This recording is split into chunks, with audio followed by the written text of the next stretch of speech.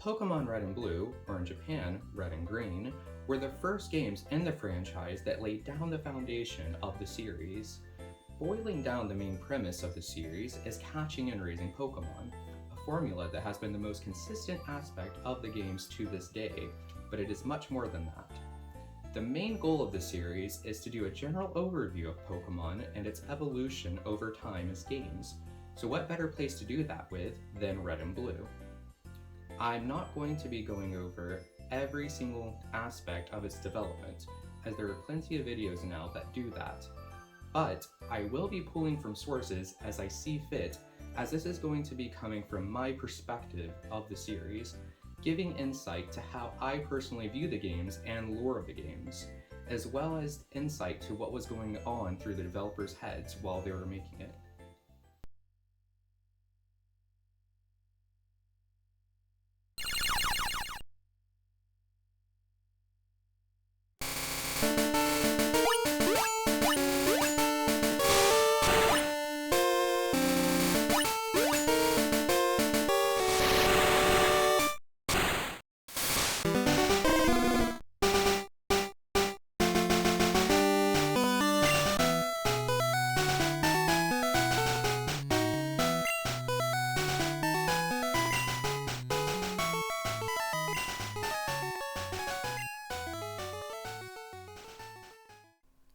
The intro to Red and Blue, how nostalgic.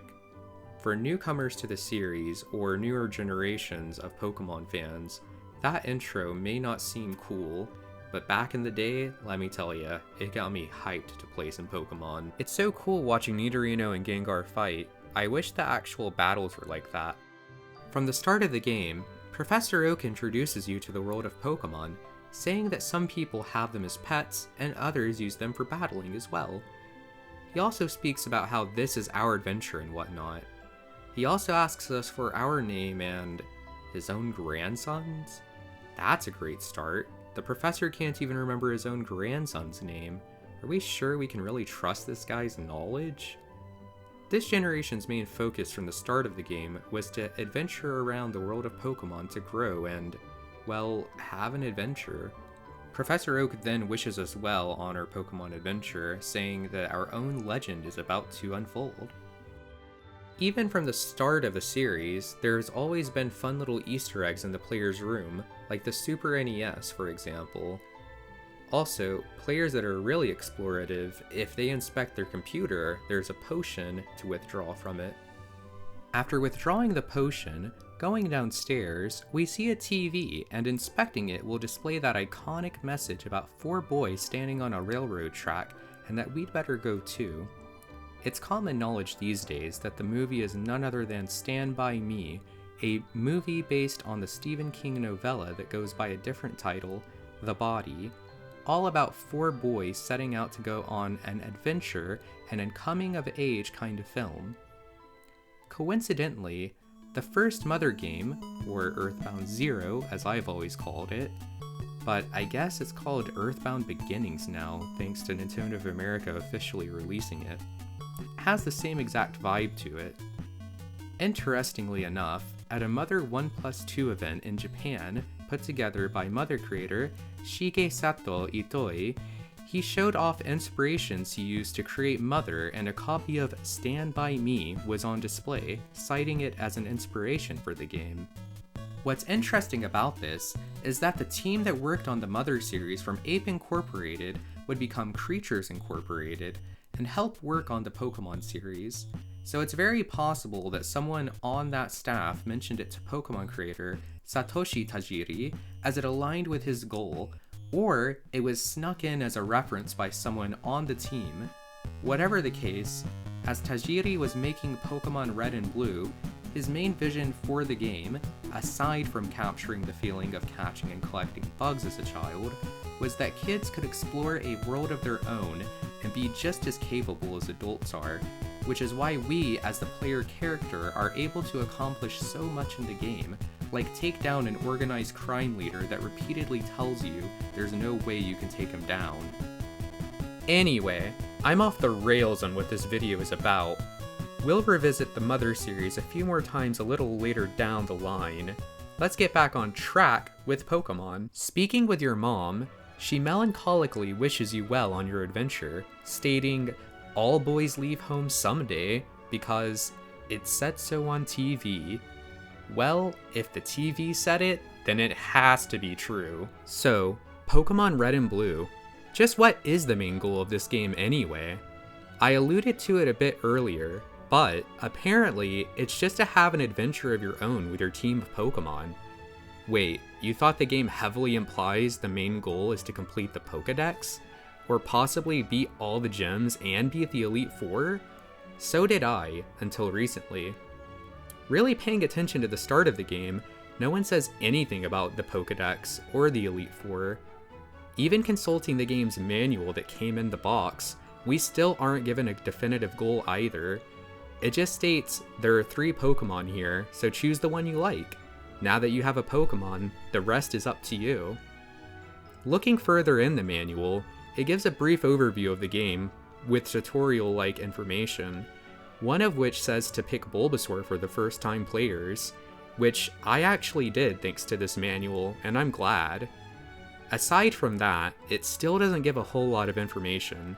It does mention gym leaders briefly, but does not go in depth. So, it isn't until you deliver Oak's parcel back to him that he mentions the Pokédex and requests you to complete it, but he isn't enforcing it. In fact, it's more of a selfish request than anything. His grandson says to leave it to him and that he will complete it. Talking to Oak after, he says, "Pokemon around the world wait for you," probably to encourage you to catch all the Pokemon. However, this is still our journey. From here, we're free to do whatever we want, when we want, how we want. But what do we want?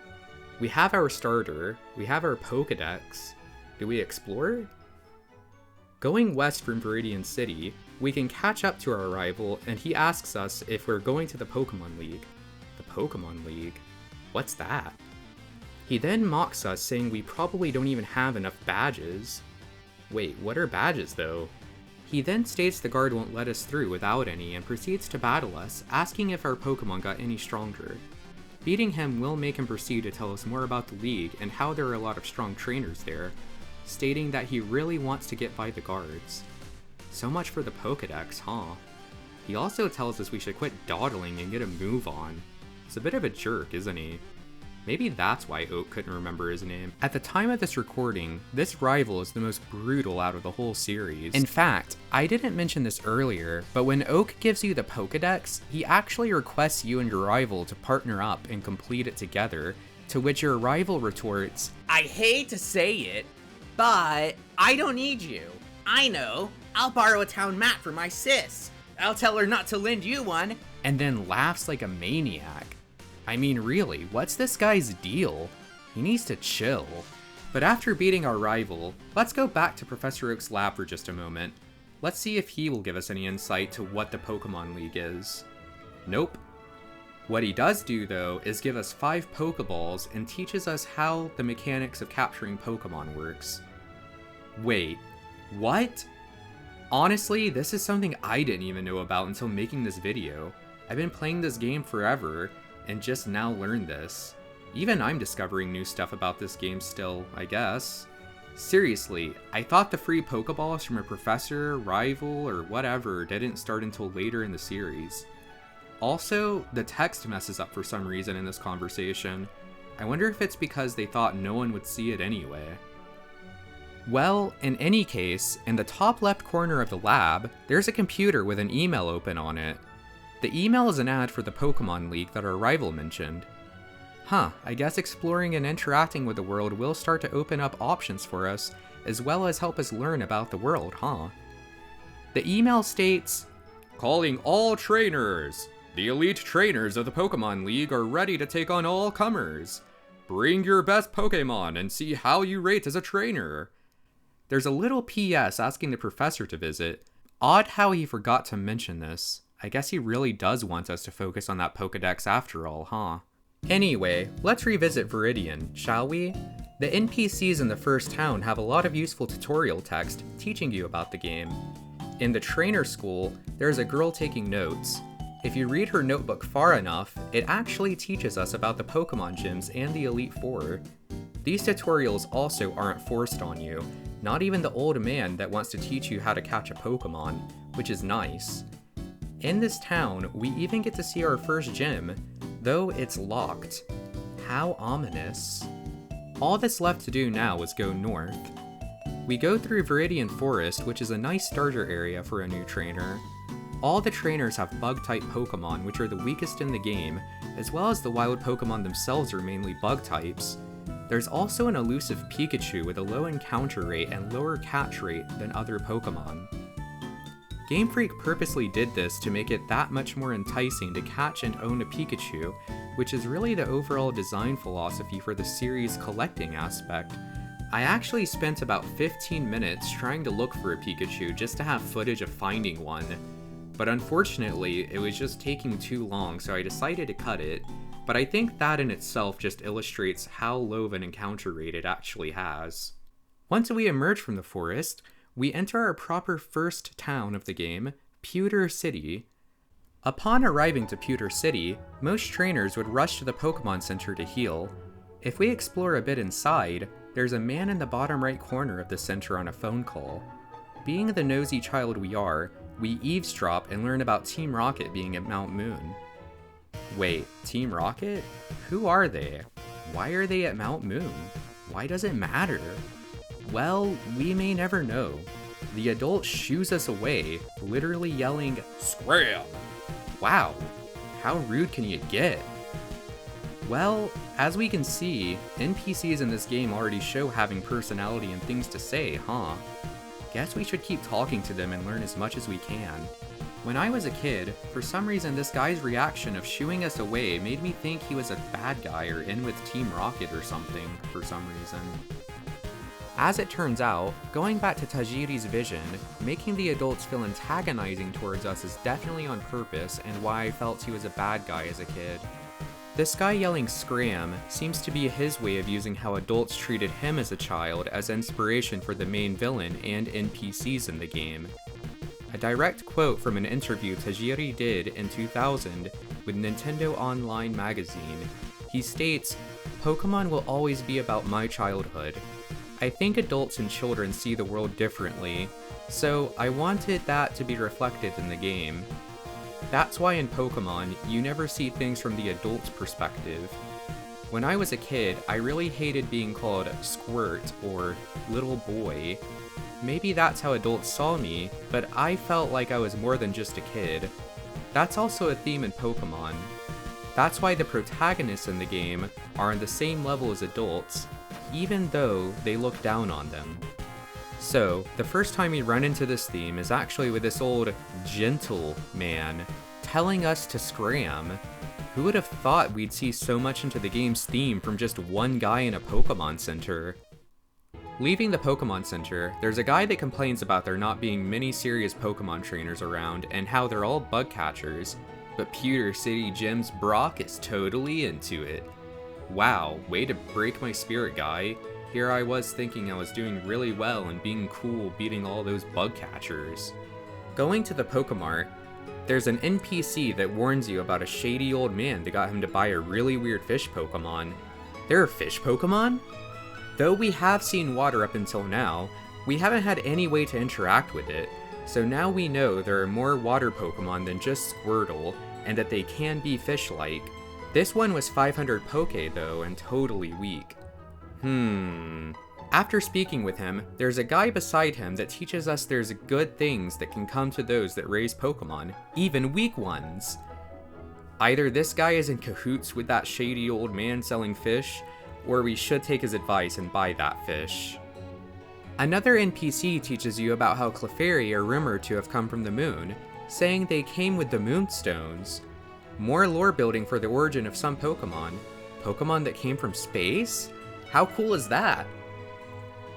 The rest of the NPCs in the area are mainly more tutorials on the game mechanics, but so far, everyone has been worth speaking with and hearing them out. Something the franchise has been severely lacking, in my opinion, starting with Sword and Shield and especially in Scarlet and Violet. Another nice feature in the town is the Pewter Museum of Science. You never even have to step foot into this building, but it is worth the 50 poke you spend on it. You get a preview at the fossil Pokemon, but if it's your first time playing the game, you wouldn't even know if it were possible to obtain these, so it's building the world's history right out the gate. We even get a glimpse at Space Shuttle Columbia, which was a space shuttle operated by NASA in the real world. Wait, a space shuttle from our world?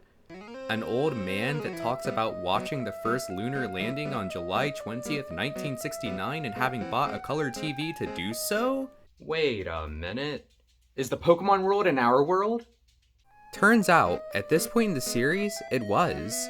We later learned that Lieutenant Surge is the Lightning American, having served in the American Army, and that Mew is discovered in South America, and Kanto is a real place in Japan? That's right, Kanto in Pokemon is actually based on the Kanto region of Japan. Pokemon are also apparently evolved from normal animals themselves at this point in the series, which is why we have people referring to actual animals like the guy that said he bought a fish Pokemon earlier. Anyway, the footage you're looking at right now is actually from an insert that came inside Red and Green. For whatever reason, we didn't get this, but I just love looking at the map in its full detail. Just seeing the whole Kanto region in its original art style and seeing all the fine details they put in just makes you really appreciate it that much more. Anyway, I'm not going to go into more detail about the whole game and the journey of it since that's not really the point of this video. From here in the game, we as the player nowadays know that the goal of the game is to beat all the gyms, Team Rocket, and complete the Pokedex if we want, and finally, beat the Elite Four to see the credits. Wait, Team Rocket. I haven't really spoken on them, have I? I've mentioned a few things about them and alluded to a few things.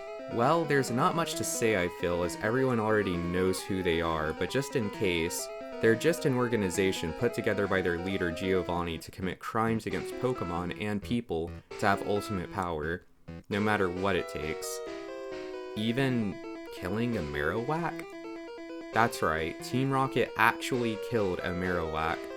The NPCs in the game claim that they're doing it to sell the Cubones and Marowak skull hats, but I don't buy it. No, I believe there's a deeper reason. I believe it was to get to Mr. Fuji. But why were they after Mr. Fuji anyway? Who is Mr. Fuji? Well, turns out that Mr. Fuji is just a guy that runs the Lavender Town Volunteer Pokemon House. Before saving him, this NPC explains he is a kind old man that takes in abandoned or lost Pokemon and helps take care of them. So, what were Team Rocket doing in Lavender Town anyway? Again, if you talk to the NPCs in the Pokemon Center, they believe Team Rocket only wants the skulls of Marowak or Cubone so they can sell them for lots of money. But I don't believe it for a moment. The Team Rocket grunts do certainly talk about the Cubones and Marowaks, but I don't think the Rockets need to resort to this just to make a quick buck, especially since they own and operate the Game Corner, and they are grunts after all, so they may not even know the real reason themselves. So, with all of that in mind, I propose it was to get to Mr. Fuji, but why were they after Mr. Fuji anyway? Who is Mr. Fuji? Now this part is just some thinking on my end, but I believe Giovanni sent the grunts here to try and flesh out the man known as Mr. Fuji so they could kidnap him. But why Mr. Fuji? Isn't he basically just a caretaker of Pokemon? Well, yes, but there's more. Mr. Fuji also holds a dark secret, one you may miss if you're not paying attention. Heading to Cinnabar Island and going into the Pokemon Lab, we see a photo hanging up on the wall at the entrance. Inspecting it reveals the lab's founder, Dr. Fuji? The one in Seimin Lavender Town. Thinking about it now, when you save Mr. Fuji, he doesn't say anything about the Rockets. He only gives you the Poke-Flute saying it will help you on your Pokedex journey. I wonder if that is intentional, thinking back to Tajiri's quote about us not seeing the game from the adult's perspective. So things just got a bit more interesting, huh? There's also the burned Pokemon Lab to talk about. The only reason to enter this place is to retrieve the key to Blaine's gem, but there's so much more to find than the game lets on, but only if you choose to do so. There are diaries scattered throughout the burned lab, and they place the first diary in an easily accessible spot. This one stating that on the 5th of July, in Guyana, South America, a new Pokemon was discovered deep inside the jungle. Remember when I mentioned Pokemon took place in the real world?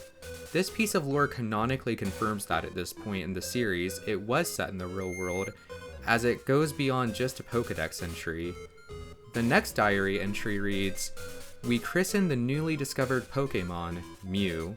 The next diary entry reads, "February 6th, Mew gave birth. We named the newborn Mewtwo." What's a Mew? What's a Mewtwo? And why is this lab burned down anyway? Well, finding the final journal entry, it says, "September 1st, Mewtwo is far too powerful. We have failed to curb its vicious tendencies." Well, I think I have a good guess as to why this place is burned down. The author of the diary entries is never specified, but it can also be assumed that Mr. Fuji was the one writing the diary entries. In fact, taking a step back from the Gen 1 games, there's the infamous faraway island on Emerald, where you can actually catch Mew. There's a sign that reads, "The writing is fading as if it was written a long time ago." 6th day, if any human sets foot here, again, edit be a kind-hearted purse. With that hope, I depart. But in the Japanese version, it actually has a faded out signature that reads G, the same Mr. Fuji that just takes care of Pokemon now. So, Dr. Fuji, Mr. Fuji, they are in fact one and the same. It's clear now that Mr. Fuji was involved in the creation of Mewtwo, the world's most powerful Pokemon. But who would have the money to fund such a thing? Why would someone want to fund such a thing? The answer is obvious: Giovanni. So, this is why I believe Team Rocket was really after Mr. Fuji. Giovanni either wanted him to create another Mewtwo, or to help capture the one that blasted the lab. And Mr. Fuji obviously has a lot of regrets about what he has done and is trying to atone for his sins by taking care of weak Pokemon. Wow, turns out this game about catching cute little monsters and raising them has a lot more lore and story than it lets on. Back to what I was saying before about completing the game and its end. Well, getting to the credit screen always signifies the game is complete, but this is Pokemon. Is that really true? We've already learned that there's lots of hidden details and lore stashed away in the game. I mentioned Mew and Mewtwo earlier, but if you didn't read any of the diary entries in the Cinnabar lab, you would not even know they exist. At least, not in Japan playing the game before the anime came out. The games had been out in Japan in February 27th, 1996, and the anime wouldn't be out in Japan until April 1st, 1997. So the average person could have very well missed out on Mewtwo or Mew if they just rushed through the lab. Now, all that being said, of course, if you complete the decks, beat Team Rocket, beat all the gyms and the Elite Four, then catch Mewtwo, the game is technically done. There are no more side quests, trainers to fight, nothing. The only thing you could possibly do at this point is raise teams to fight other players. So, time to get to the really exciting part of the video, the game's mechanics. I know, I can hardly contain my excitement too. The game plays like a standard JRPG, or Japanese role-playing game, except instead of having a team with a predetermined party, you can actually catch a wide variety of team members with a limit of up to 6 in the party. This was pretty revolutionary for a JRPG at the time, something that Dragon Quest had dabbled in its third entry, where you could create your own team of up to 4 characters and make them any role you wanted. But Pokemon took this concept and pushed it further, giving you 151 options with vastly different roles. Even if you and a friend had the same Pokemon on a team, it could still serve a different purpose or have its own unique stats, movesets, and on the off chance they were still the exact same, you could still nickname them. Speaking of that, fun fact, Link battles were not taken into consideration until much later in development, as it was a request from Nintendo to include them, so a lot of the imbalance for Pokemon fights and limited movesets were a result of this. They originally didn't intend for you to fight your friends, only trade your Pokemon. Ever wonder why Rhydon can learn Surf? Yeah, me too. As a kid, I always just imagined sinking to the depths of the ocean, surfing on the thing. Well, turns out typing wasn't even considered until later in development, so the typing of a move was irrelevant to a lot of Pokemon on their own typing. So even though Rhydon is this big dinosaur seemingly made from rock, he could still surf no problem as he wasn't rock type originally. I feel like most people already know the basics of the Pokemon battle.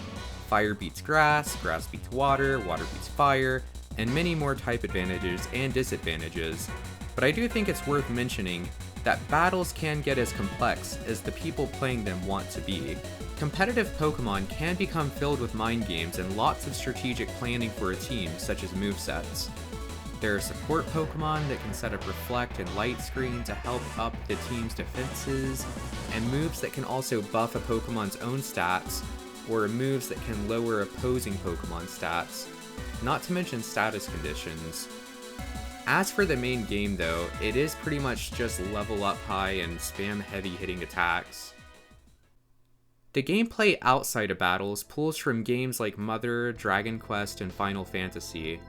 In my opinion, it drew most inspiration from Dragon Quest and Mother, though in the case of Mother, it was more like a what not to do, as Satoshi Tajiri actually wrote a review for Mother and criticized it for its huge maps, feeling overwhelmed about where to go. For more insight to Tajiri's mindset on this, here's a quote from his review of Mother. "The draw of Mother is in its sense of cinematic camera work, its music, and the scenarios Itoi put so much thought into. However, the game itself, the game design, presents several flimsy areas. The map is realistically proportionate with the size of the main characters, and it apparently dazzled a lot of people.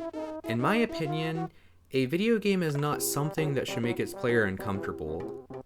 There's no doubt that Itoi intended to portray the towns and forests realistically, but it was so spread out that people found it hard to navigate. If there's a chance it places a meaningless burden on the player, realism needs to be toned down into a caricature. That's one lie that's forgiven in video games. Then, there's the inadequacy of the information the game provides to the player. Dialogue in an RPG consists of two things: hints to aid progress in the game, or entertaining lines that add to the game's color. I hear that the developers ran out of memory halfway through production, so lots of the colorful lines were spared while they chipped despairingly at the hinting ones. Throwing away the hints and keeping the entertainment was Itoi's clear decision. It makes the game stand out. But without them, we're left with a game that is, in reality, simply not very kind.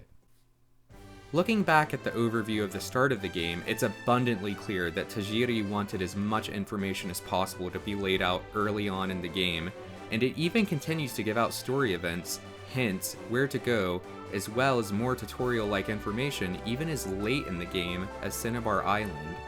And in regards to the map and camera, the game's camera makes sure to always center on the player, and the world always feels accessible and not overwhelming. A lot of people complain about HMs, but what many may not realize is that this is actually standard for old JRPGs. Pokemon was my first JRPG, so I had just accepted it, but as I got older, around Gen 3, Ruby and Sapphire, they really started taking a toll on me, especially as I started seeing more people complain about them online. But let's look back at the Dragon Quest series, for example. Want to go through a dark cave? You will need a torch or to learn the spell Glow. Want to go across the sea? You'll need a ship. The list could go on, but I think you get the idea. Pokemon was only following in its predecessor's path with how the standard JRPG format was back then. Nowadays, I can appreciate that, but I'm personally glad that this era is over for the majority of JRPGs. Not even Dragon Quest XI uses this sort of system, save for stuff like the ship, which makes sense. Also, this generation introduced strength puzzles. You would move a boulder around a floor and either drop them in a hole or, put them on a button or something. It was okay, I guess. So I feel I have said everything I can possibly say about Red and Blue that I can for the main purpose of this video anyway. Sure, there are plenty of other things we could discuss, like the cut content of a much larger Diglett cave, but again, that's not the purpose of this video. The purpose of this video was for me to help shed more light on these wonderful games that have been played to death, that we often take most of the game for granted or overlook a lot of the cooler aspects. They are by no means perfect, but they accomplished what they were meant to do. A lot of what Pokemon was in this game was lost in time, and I feel like once the anime started and the game got so popular in North America, it started taking on a different shape than Tajiri's original vision for the series down the line. The original commercials for Red and Green in Japan do show that the game is for everyone, emphasizing the trading aspect of the game most of all, which, speaking of that, it would be remiss of me to not briefly mention that. The trading aspect of the game was very important to Tajiri, citing past rare drops in JRPGs to be his main inspiration. He just thought it would be really cool if you could bring one really rare item from one JRPG game to another friend's cartridge, and at the time, that just wasn't possible. So he thought it would be a really cool idea if you could actually trade these rare things, which later evolved to be Pokemon, of course, as we know and love today. With that in mind, the team quickly got to work on designing Pokemon that they themselves would want. Add to the low encounter rates of Pokemon like Pikachu I mentioned earlier, the concept of Pokemon trading was realized. Pokemon trading, in my opinion, has been sidelined recently, save for the version exclusives. In this generation, there were lots of low encounter rate Pokemon, most stashed away in the Safari Zone, making them that much more difficult to obtain, but that much more desirable at the same time. So, thank you very much for watching. My name is Scott, or 2D Blur if we're still going by online names in the year 2023.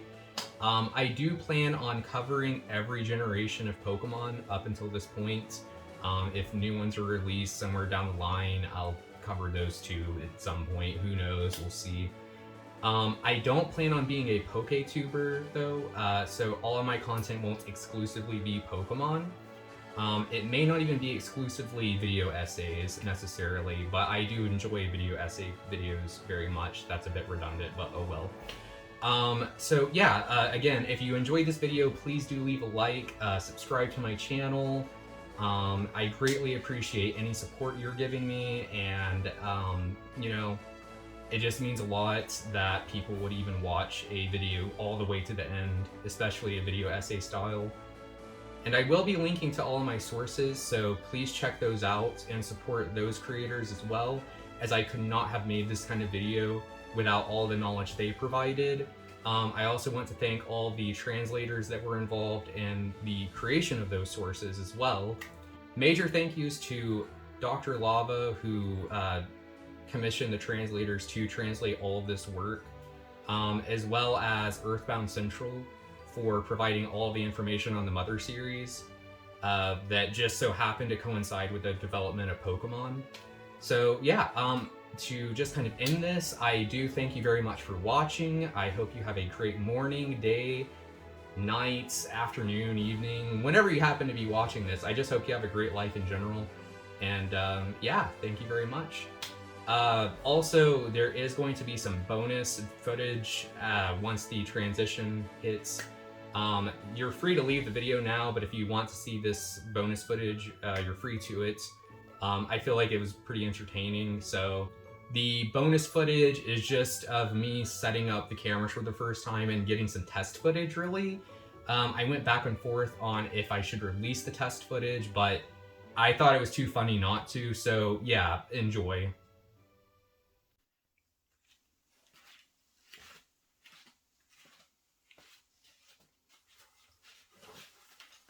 In line with Bulbasaur, should be good.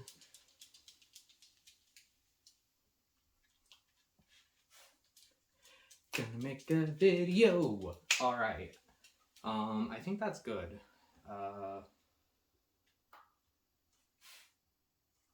Oh yeah, I forgot about the lighting. I'll have to check, see if the lighting's good. Something fell. Okay.